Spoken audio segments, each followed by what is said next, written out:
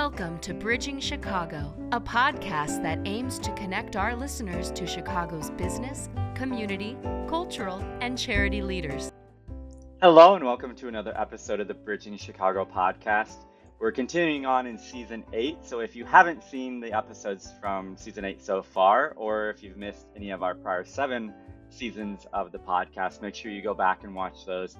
You can find all of those and more information on this episode at www.bridgingchicago.com. So we'd love for you to check that out and obviously to support our guests. And speaking of guests, I'm so excited to be joined today by Dee Robinson, who is, as you will soon find out, an incredible person, does a ton of things, and I'm really interested to see how she's able to do all these things because she's a founder, entrepreneur, social impact advocate, and author, and she is the founder of Good Trouble, Kentucky Straight Bourbon Whiskey, which we were a little excited to talk to you because, you know, we're big bourbon whiskey fans around here, so it was great to have you come across our desk, and been really excited to talk to you since we were able to look at your company. So Dee, welcome to the podcast. Well, thank you so very much. It's an absolute pleasure to be Yeah. here and can't wait to get into a little good trouble and talk some bourbon with you. Yeah, I feel like I have to just say I love your spirit. I love your vibe. I feel like you're just a fun person to be around. And when I think about all these things that you've done, the fact that you graduated from Penn, you went to Northwestern Kellogg Business School. I mean, Mhm. obviously two tremendous universities. Um, and you just seem so like in touch with people and so down to earth and so fun. It made me really excited to get to talk to you today. Well, thank you so very much. I say that's still my mom's in me. But my mother plays such a big role that she was just this beautiful spirit and Mm, always inviting people. And, she always said you leave people in places better than you found them. And she also cooked a lot, which I now love to do too. But it's actually some of the spirit of the brand and how do we bring people together and through connection. So yeah, it's just fun learning about people and recognizing that oftentimes we have more in common than are yeah, different, right? yeah, absolutely. I 100% agree with that. Um, we always like to start with people's Chicago story. We want to find out, what brought them here, if you were born and raised here, or if you moved here, and what experiences you kind of brought with you. So why don't you share with us your Chicago story? Because I know you're in Chicago right now. I'm in Chicago right now. We're in two different parts of the city, but you know, share with us about your Chicago story. You know what? When I left Penn, my first job was here in Chicago, and I worked for Northern Trust. And so it was that moment I think I started to fall in love with the city. Mm, But I left and then I came back and to go to business school. And then I left again to come back to work with Leo Burnett. So I kept finding that the city just seemed to resonate with me. But I could also just feel the spirit of beautiful people here in Chicago and that yeah, you know, I also just knew that I could build a company here. So what's ironic is that my first and last job was in Chicago. So I'm mm, working in corporate America. And then I just sort of started this journey and it was ironic. I'm celebrating 30 years in business. And again, I have the Chicagoans and all to thanks for that journey. But it really was just, it just kept feeling like a right space. And I think if we're all willing to trust our instincts and lean into them. And even when I left my big job, my mom thought I lost my mind. But before I lost her, I'm thrilled that she could see that we were on a journey. And as I mentioned earlier, her spirit is really part of everything I do. Even yeah, this brand has her spirit in it, and we can chat about that. But Chicago, I also realized I don't think I could have built a company anywhere else. I just think yeah, it's an environment of great business leaders and people who want to support each other. At least that's what we found. And so I'm all in. And again, all of my adult life has been essentially here in Chicago. So I yeah, call it home. yeah. Well, we're certainly happy for that. And it is a good time to be in Chicago. I think, we hear a lot about people. We hear a lot from people about the city and about what they sort of notice about the city, what they see is different about the city, but really what they tend to focus on is the way that they're able to connect with the city and what they really feel about makes them feel good about calling this home. And I feel like for just many of the people that we've talked to, it's a lot more about their connection to the city versus like the differences. And I feel like that really is a spirit of Chicago, is focusing on what brings us together rather than some of those things where it's like, well, over in New York, I like this, or LA, I like this more. It's really like, this is what Chicago has to offer me. No, I couldn't agree with you more. I think, maybe it's just part of our Midwest values and the people that live here, but it just feels right. Yeah. And all of your audience will know that they can go to certain cities and then they could feel the spirit of the people that live there. Yeah. And you're right. You mentioned some cities, and people might say this about this city or this, but I don't ever hear anyone saying anything negative about the people here. And we have so many assets, whether Yeah. they're cultural, political, that we're a melting pot. My daughter, I used to call them exploratories because you could go through these diverse neighborhoods and find Mm. great food, but also just great people just trying to make a way for themselves. So I think that whole, I think it's an entrepreneurial spirit because if you think about all the small business Yeah. we have here, we talk about all the big guys, but I know our foundation is built on entrepreneurs and young people just trying to, and people in general just trying to make a way for themselves and for their families. And I think that's ingrained in the culture of Chicago. I think that's a great point because when you think about the United States in general, it really is built on small businesses, on entrepreneurs who are finding new ways to do new things or even new ways to do the same things, but do them more efficiently. And so, Chicago kind of being a microcosm of that, I think is really important. And I think it has driven industry here, but it also has driven culture and societal. Um, it has societal impact. And Question. I think that that's been really exciting for me to see is how Chicago sort of leads the way in some of those areas. I couldn't agree with you more because if you think about it too, we have to also include innovation. Mm. Yep. I think people think about, Silicon Valley as sort of being that place, but think about the number of universities we actually have here. And when you really think about, see, and I think this is an opportunity for the city to start celebrating the entrepreneurs because there's been a lot of innovation. And of course, you remember 1871. And I mean, I can go on and on, but that's overlooked, but that's okay. I will always say, if it's all right to be under the radar, just go do you. And Yeah. I think, we benefit from that. And those are opportunities to celebrate what we do. But we are a hotbed of just brilliant people, innovation. And I also say is one of hope, given all what's happening in the world right now. I think it's actually why I feel so great about the launch of our own brand and that we really are about that conversation, that connection and change. I think about the trouble saying we're the power of choice, that, we all have the ability to influence lives and also, Mm. and small things can lead to a big impact. And when I think about looking for good trouble, sometimes we don't know what to do, right? We just stand. It's like Mm. even an entrepreneur. I want to be an entrepreneur. I don't know what to do. But sometimes just doing small things will lead to bigger things and you learn and as you go. And then, when you think about fear, I wrote a book called Courage by Design. And I got to think, I'm thrilled that I wrote it. And I love that my publisher just decided to print more copies because we had success with the first one.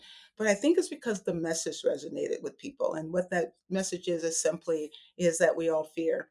But I think people live on the sidelines of life and they don't go out there and embrace it. And it's okay to fail, that there's success there. I failed a lot of times. I tell people I failed a lot. I've lost a lot of money. Here I am still standing. But Yeah. I could think about good trouble is just being willing to use your voice, go out there and do the things that you know. Try one new thing. Just think, and there's that the impact of momentum. But I think if I had to think about what we are as a brand and what I want to tell your audience is that they deserve to be anywhere their dreams take them, and this is a dream for me. Mm.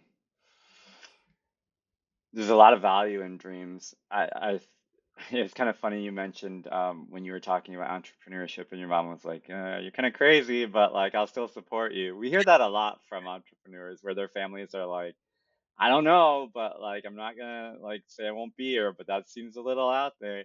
Um, do you think that is something that entrepreneurs kind of have inherently, is that willingness to just kind of be a little crazy or be a little you know, adventurous, to say like if it fails, you know, what's next, and not really know that.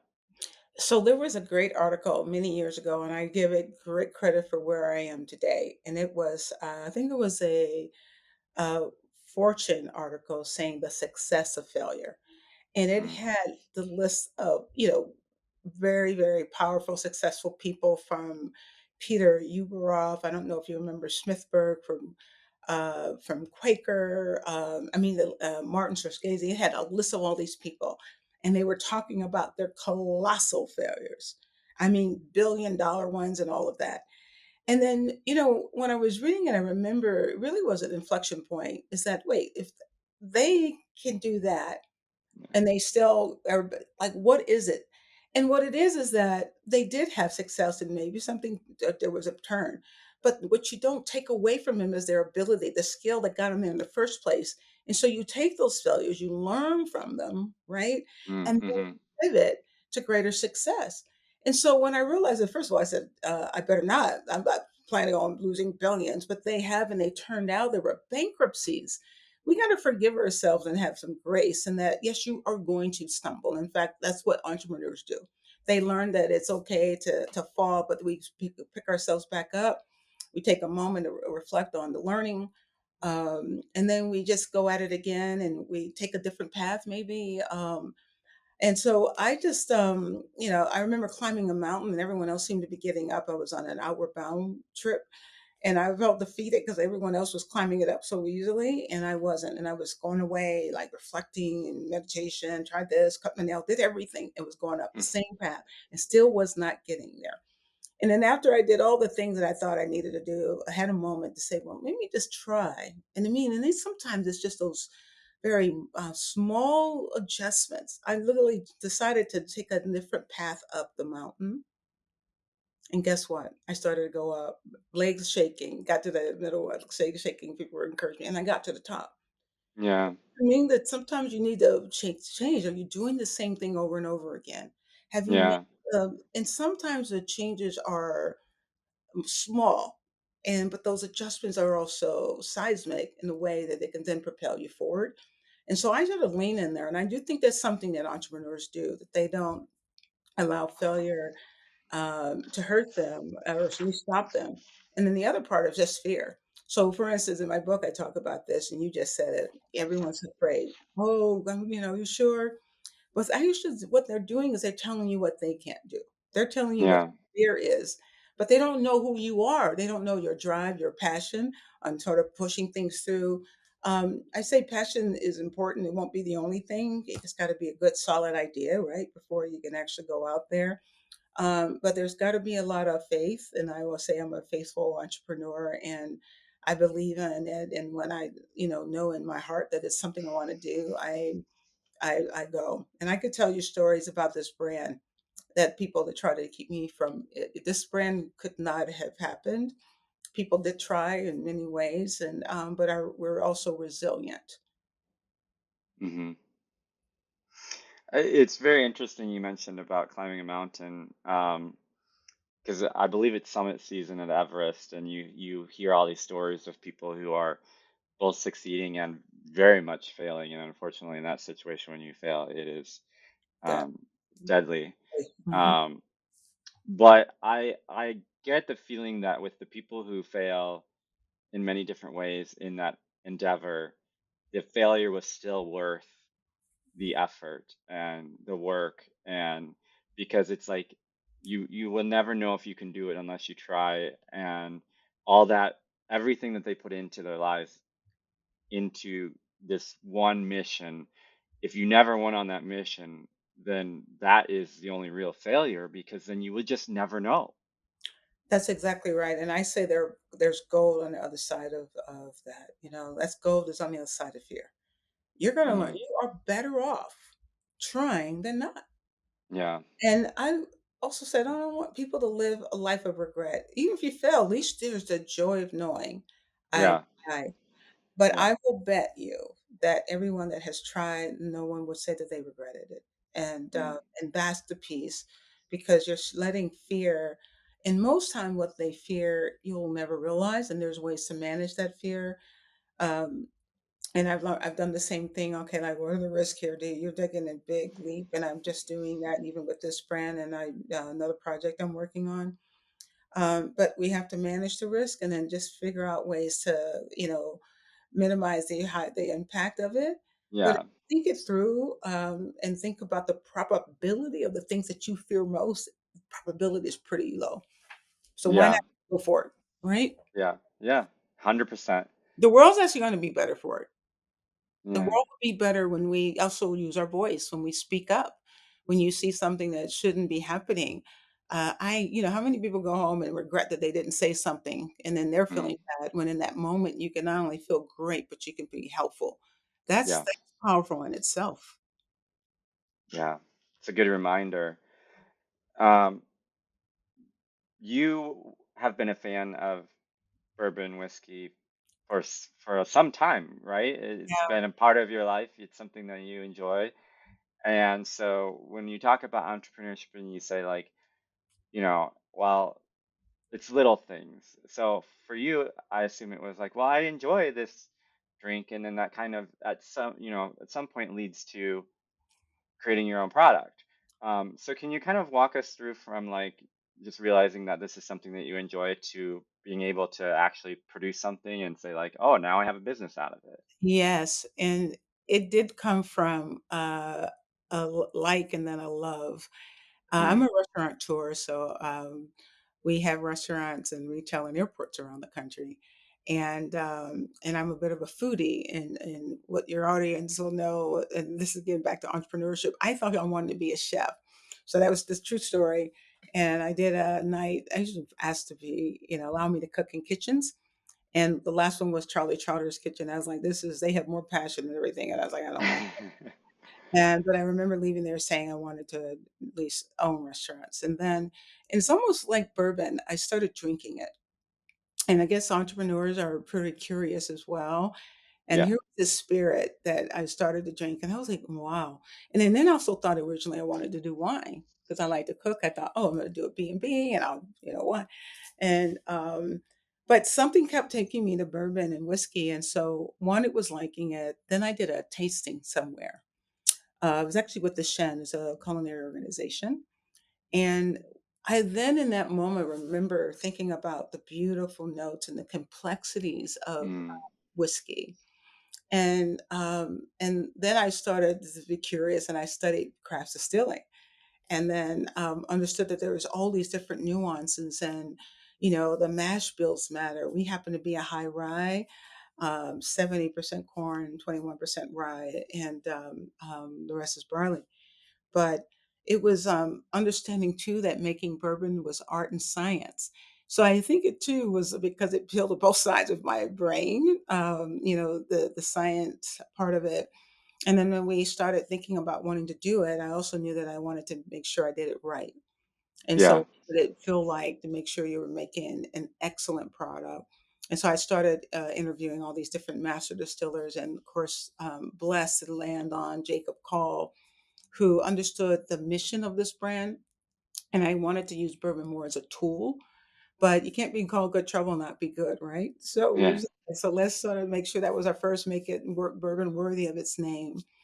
And we tasted a lot of different things, and it was like, okay, I don't know if this is going to work. And then if we settled on something, and then something else I wanted to do because of that love and how I became indoctrinated to bourbon, I started to also think about the problems we could solve, and not just social, also just with the spirit itself. A lot of people said they didn't like bourbon because it was too harsh, or Hmm. maybe they just didn't get a good bourbon, and so they swear off of it. I always talk about that first cigarette. Nobody liked the first cigarette. I don't care who you are. No one did. But one of the things I set out to do is to make sure it was a inviting spirit, and that a whiskey connoisseur lover would drink, but also how do we make it smooth? Which is why I think we've been so successful with all these awards. So, you Yeah. know, big thing is this gold medal from San Francisco World Spirit, which is the most prestigious. Just learned today, so I'll share with you that bourbon, that Forbes magazine called us one of the best bourbons in 2025, and we got that designation in 23. And then today we learned about it, and so it was having a standard of excellence. What was it going to take? What are you going to bring to people that it's about an experience, but it's also, again, this call. And if you can bring all of the things together, all the tools, and put it into it, and then create something wonderful and that people can connect to both heart and mind, I knew that we could build a great brand. I assume the bourbon is produced in Kentucky. Absolutely. So, Okay. what so I'll share that bourbon is whiskey. Whiskey is in bourbon, number one. I'll let everyone know that you can make bourbon anywhere. The bourbon only requires that it is over 51% corn in the mash bill. However, Okay. from the Buckeye States. I'm from Ohio. It's off the Ohio River. It does matter. The grains and all the other things, just like you go to, France and there's Burgundy and other regions, Yeah. it Hmm. does matter. So Hmm. that's why most of it's produced there. People, if you want to make a really good product, there's good products everywhere. So let me just say that I think anybody trying to make spirits and win at it, my hat's off to you. But I do want people to know that Kentucky whiskeys, bourbons are special because of the grains. Yeah. It's so inspiring to hear someone talk about just going for it, and but also I like this quote that I have here about your organization. It says, "Good trouble bourbon is more than a drink, and it's an experience designed to spark dialogue, connection, and change." And I Yes. think that food and drink has one of the best opportunities to do that for people because we all eat, we all drink, and we all know the difference between good food and good drink and bad drink. And I Yeah. think it Yeah. is such a natural sort of come around the table and eat and drink and have discussion. And I think that it was genius for you to see that and say, like, if I'm gonna bring people around something, I want to also bring them around something that's important and Yes. that has the potential to create life-changing, community-changing opportunity. Listen, thank you for seeing that. It was absolutely what I saw. I often say that when we break bread, when we drink in those moments, we're more alike than we're different. And if we Hmm. capture the magic of those simple moments, and then let it be it. And I'm always amazed when people are afraid, back to fear of talking to someone, but we would do it naturally sometimes in a bar or a restaurant, and to take that same spirit forward in all the things that we do in our lives, right? And then that's just those opportunities. And I don't know, I'm sure everyone can think about a moment when they spoke to someone, whether they learned something, there's a new perspective. We have a drink that's called Disagree to Agree. All of our signature drinks are like common ground and all of that. But it is in that moment. We can not necessarily have same politics or whatever, but I bet you that we could find something that we can agree on. We know that we should be a part of the dialogue, whether it's saving our democracy or however it might be. But those are opportunities for us to come together. And I know that I'm better off because even the conversation I'm having with you today, I know Mm, that I'm better off because I've had this dialogue. I've had a chance to learn a little bit about you. I can already list things that are common between us. And this is the first time yeah, you and I have met. And yeah. the fact that I actually hope that I get another chance to talk to you because those are the moments that we've created today, and I hope that other people can see that as well as they look and going forward. But I built companies around conversations. That's the other thing. You'd be surprised at what's behind the door. Help is there. They're just that's why I said that there's a lot of gold behind fear if we just sort of ignore that for just a moment and think about what you can gain, not what you can lose. I want to ask you this before we go because I just thought about it while you were talking. How do you find people to come around you in that mission? Because I think the people you put around you in all walks of life, but even with your organization, your business, is so important. So how do you find the right people to come around you and to support you and to help it grow in the way that you really, in your heart desire for it to grow? That's a really great question because I can't say we haven't struggled with that, but you had to take a moment to sit back. And I've been studying it actually. But part of it is that the values have to align, right? Yeah. If Yeah. no one understands this mission, and it also feeds maybe their own efforts to do good in the world, it may not be a great fit. And so I think first and foremost, you have to have someone who values social change, justice. The other thing is also, culturally, we're all sort of trying to do something more, even, Yeah. Yeah. like I want to do something, I want to help the world some way. Being able to tap into that. We also hope that what we're doing feeds in anyone's effort. And what do you want to do to feel successful? I want to be a part of something. I hope people feel that they can be a part of something really great. And so when I start thinking about culture, values, and then if they really believe in what we're trying to do, it's not the job. Most things you can teach. But I had to take a moment and step back and say, are they on the same mission, or at least are we pursuing the same North Star or a similar one, but we're trying to advance things. And that has caused me to really rethink how we look at people, and also you'll know it when you know it. And also entrepreneurs are not always the best people to hire people because sometimes we like blind people think like us, or we're so busy that we don't take the time to find the right people. But I've learned that I have to slow down and really invest in that Yeah. because it's one of the best investments I could ever make for the company without the significant costs associated with having a bad hire or somebody who, we don't need. The fight is big enough for me to be fighting uphill. Yeah. But I also wanted to share with you, I mentioned my mom and the spirit of her and why she's part of this brand. I don't know, are you you the oldest? How many siblings in your family? Yeah. Yep. Okay, who was the troublemaker in your family? See, Uh, I know it's you, because the fact is you got a little, so that it was you, wasn't it? Tell the truth. I made my own trouble. Well, with my sister, my mom's firstborn, she got in everything. Truly, my mom would say all her gray hair was because of my sister. And then, what's so fascinating though, 10 years later, surprise, she found out she was having twins. So we were Oh, surprised. Uh, but she used to say to us that the only trouble we could get in was good trouble because my sister got into mm. all the rest. And then you cannot not say anything about John Lewis. John Lewis is this call to action Yeah. uh, to get in trouble, necessary trouble. We needed that more than ever. Yeah. But I also knew that I wanted to honor his legacy and Yeah. and inspire what he wanted us all to do is just to get involved. Don't live in a sea of despair. Find what you can do and go out there and do something. That's all I Yeah. ask the audience and anyone with our brand. Find the way to do something, in anything small, anything big. Look, just do something, and you're as additive. No matter what it is that you do, you will be making a small change. And it's like that little drop of water in the well, right? Hmm. Those drops keep adding up to something bigger. And so I pray that everyone out there is thinking about how they could go about and to improve the quality of their own life, because they are the bigger beneficiary of all of those that change, the small little things that they can do for good. Yeah.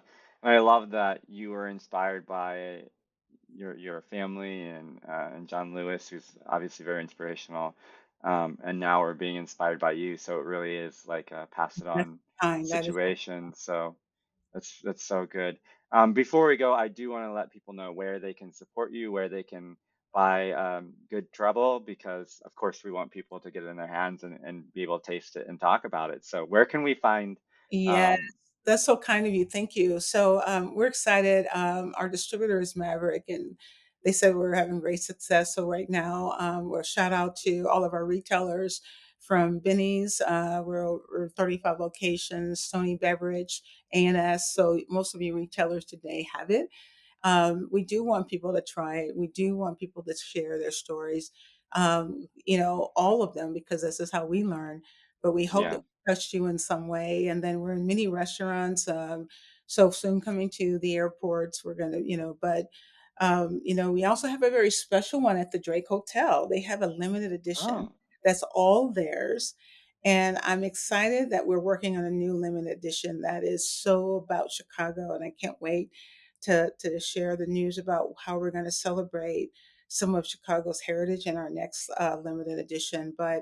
And if it's not at your restaurants, we always talk about getting good trouble our mission. Look for it, go to your retailers, and then ask. Go to your bars, yeah. restaurant, ask for it.